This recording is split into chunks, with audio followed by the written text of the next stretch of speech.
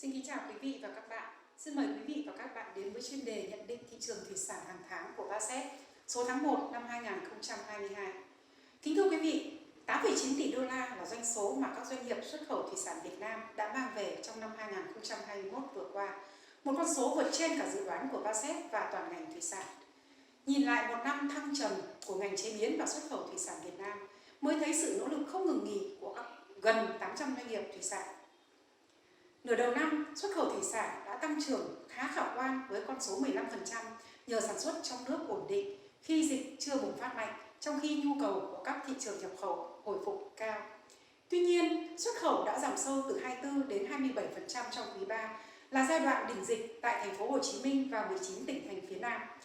Các biện pháp chống dịch chặt chẽ đã khiến cho cả chuỗi sản xuất khẩu bị ngừng trệ. Hầu hết các nhà máy chỉ duy trì được 30 đến 50% sản xuất. Đầu tháng 10, Nghị quyết 128 của Chính phủ với các quyết sách chống dịch linh hoạt, hiệu quả là cứu cánh cho các doanh nghiệp Việt Nam. Và chỉ trong 2 tháng cuối năm, các doanh nghiệp xuất khẩu thủy sản Việt Nam đã lội ngược dòng một cách ngoạn mục với con số tăng trưởng 23%. Năm qua, mặt hàng tôm chiếm 43% tổng giá trị xuất khẩu thủy sản, đem về gần 3,9 tỷ đô la, tăng 4%. Bị ảnh hưởng nặng nề nhất vì dịch Covid, nhưng xuất khẩu cá tra đã vượt xa dự đoán với con số trên 1,6 tỷ đô la, tăng 10%. Xuất khẩu các mặt hàng hải sản đạt 3,4 tỷ đô la, cao hơn 10% so với năm trước. 2 tỷ đô la là con số kỷ lục xuất khẩu thủy sản sang thị trường Mỹ, thị trường số 1 của Việt Nam. Xuất khẩu sang thị trường này đã tăng 27%, một phần do giá trung bình tăng 10 đến 30% so với năm 2020. Ngoài ra, xuất khẩu sang nhiều thị trường khác tăng trưởng vượt trội, trong đó sang EU tăng 12%, sang Hàn Quốc tăng 6%, và một số nước trong khối hiệp định CPTPP như Australia tăng 16%, Mexico tăng 49%. Xuất khẩu thủy sản sang Nga đã tăng 21% nhờ số doanh nghiệp được phép xuất khẩu sang thị trường này tăng lên con số 50 doanh nghiệp. Trung Quốc, một gam màu trầm trong bức tranh xuất khẩu thủy sản năm 2021 của Việt Nam. Xuất khẩu thủy sản sang thị trường này đã giảm xuống mức thấp nhất trong 5 năm với 1,1 tỷ đô la vì chính sách Zero Covid. Trung Quốc kiểm tra chặt chẽ để truy vết virus corona trên hàng thủy sản nhập khẩu qua các cửa khẩu, đường biển, đường bộ và cả đường hàng không, khiến cho giao thương sang thị trường này ách tắc trong hầu hết cả năm 2021. Kính thưa quý vị, năm 2022, thiếu nguyên liệu, thiếu lao động, chi phí sản xuất và bán hàng tăng cao vẫn là những cái khó khăn chính mà các doanh nghiệp thủy sản Việt Nam sẽ phải đối mặt.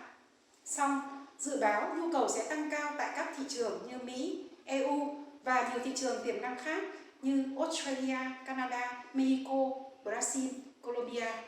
Giá trung bình xuất khẩu tiếp tục tăng cao cùng với lợi thế thuế quan của các hiệp định thương mại tự do.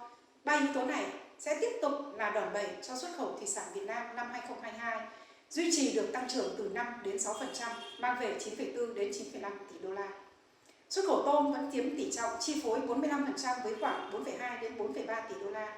Cá tra sẽ chiếm 19%, đạt khoảng 1,7 đến 1,8 tỷ đô la. Còn lại hải sản sẽ chiếm 37% với 3,4 đến 3,5 tỷ đô la. Tôm cỡ nhỏ, cá khô, cá hộp, surimi, nước mắm và đồ chế biến sẵn tiếp tục có nhu cầu cao và tăng trưởng mạnh vì phù hợp với kênh bán lẻ.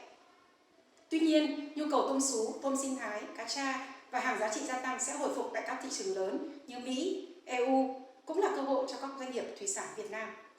Về thị trường, Mỹ và EU sẽ tiếp tục là động lực chính thúc đẩy tăng trưởng xuất khẩu thủy sản của Việt Nam trong năm nay. Vì nguồn cung nội địa của những thị trường này giảm mạnh do Covid và giá thủy sản tăng cao. Với cơ hội đó, hy vọng Mỹ sẽ mang về khoảng 2,2 tỷ đô la, tăng 10%, EU sẽ đem lại 1,15 tỷ đô la, tăng 15%. Hai thị trường Nhật Bản và Hàn Quốc dự báo là sẽ ổn định hoặc chỉ tăng nhẹ so với năm trước, đạt lần lượt 1,4 tỷ đô la và trên 800 triệu đô la. Khối CPTPP với các thị trường tiềm năng như Australia, Canada, Mexico sẽ tiếp tục có sức hút trong năm nay. Do vậy, dự kiến khối này sẽ mang về 2,4 tỷ đô la, tăng 3%. Và cuối cùng là thị trường Trung Quốc. Chắc chắn, nước này sẽ không dễ gì từ bỏ chính sách Zero Covid trong thời gian trước mắt. Tuy nhiên, các doanh nghiệp Việt Nam đang dần dần thích ứng để khôi phục lại xuất khẩu sang thị trường Trung Quốc với kỳ vọng năm nay sẽ mang về con số 1,2 tỷ đô la. Những thông tin và số liệu chi tiết hơn về sản xuất và xuất khẩu thủy sản Việt Nam năm 2021 và dự báo cho năm 2022 sẽ có trong báo cáo xuất khẩu thủy sản năm 2021 của VASET phát hành cuối tháng 1 này. Xin cảm ơn quý vị và các bạn. Lê Hằng, Phó Giám đốc Trung tâm Đào tạo và Xúc tiến Thương mại VASET.